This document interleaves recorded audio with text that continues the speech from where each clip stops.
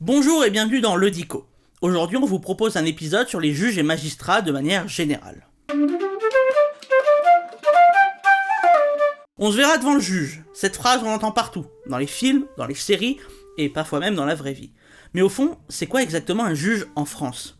On imagine la robe, l'audience solennelle, le marteau, le votre honneur. Bon, déjà, en France, il n'y a pas de marteau, et surtout, on n'appelle pas le juge votre honneur.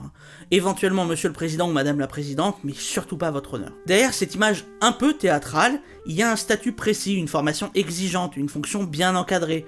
Et on va voir ici le cas français, puisqu'il peut évidemment y avoir des variations selon les systèmes juridiques et judiciaires. D'abord, un juge est un magistrat. Sa mission est simple en apparence, dire le droit. Concrètement, ça veut dire appliquer le droit à une situation précise et trancher un litige. Deux personnes ne sont pas d'accord, un individu est accusé d'une infraction, une administration refuse un droit, le juge intervient pour résoudre le conflit en se fondant sur les règles juridiques en vigueur. En France, il faut comprendre qu'il existe deux grands ordres de juridiction. D'un côté, l'ordre judiciaire. Il s'occupe des litiges entre personnes privées, un conflit contractuel, un divorce, un dommage, mais aussi des infractions pénales. Si quelqu'un commet un vol ou une agression, c'est le juge pénal, appartenant à l'ordre judiciaire, qui intervient. De l'autre côté, il y a l'ordre administratif, pour les litiges entre les particuliers et l'administration, et les administrations entre elles. Un refus de permis de construire, une sanction disciplinaire infligée par une université, un impôt contesté par exemple. Ce ne sont pas les mêmes juges, ni les mêmes juridictions, mais la finalité reste identique, contrôler l'application du droit.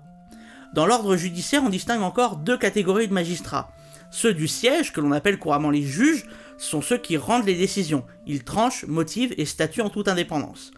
En face d'eux, il y a les magistrats du parquet, les procureurs. Eux ne jugent pas, ils représentent les intérêts de la société, surtout en matière pénale. Ils décident d'engager des poursuites, requièrent l'application de la loi et proposent une peine. Mais ce n'est jamais le procureur qui décide seul, la décision appartient au juge du siège. Il faut voir le procureur comme étant une partie au procès avec en face la personne mise en cause, présumée innocente jusqu'à jugement définitif. Le juge sera l'arbitre entre les deux. Un point essentiel, c'est l'indépendance des magistrats. Ceux du siège sont inamovibles. On ne peut pas les déplacer ou les sanctionner pour le contenu de leur décision. Ça vise à protéger leur impartialité.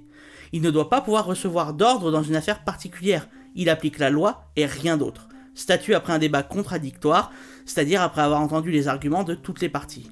Il y a quand même des systèmes disciplinaires conçus pour sanctionner les abus. Être juge, c'est donc pas improviser une décision selon son intuition, c'est analyser des faits, qualifier juridiquement ces faits, rechercher les règles applicables et motiver sa décision de manière précise. Chaque jugement doit expliquer pourquoi la solution retenue s'impose en droit. C'est la motivation. Et sauf exception, cette décision peut être contestée devant une juridiction supérieure. C'est le principe de double degré de juridiction qu'on verra dans une prochaine vidéo sur l'appel et la cassation. Et qui est une exigence démocratique, puisqu'en France, la justice est rendue au nom du peuple français. Quant à la formation, elle est spécifique. Après des études de droit, les futurs magistrats judiciaires passent un concours très sélectif pour intégrer l'École nationale de la magistrature à Bordeaux. Ils y suivent une formation longue, alternant des enseignements théoriques et des stages en juridiction. L'objectif est clair, acquérir les compétences techniques et la posture nécessaires pour exercer une fonction qui engage les libertés, le patrimoine et parfois même la vie des personnes. En revanche, pour les magistrats administratifs, ça se passe par des concours spécifiques. Au final, le juge n'est ni un arbitre improvisé, ni une figure symbolique. C'est un acteur central de l'état de droit. Son rôle est de garantir que chaque citoyen, comme administration, respecte des règles communes.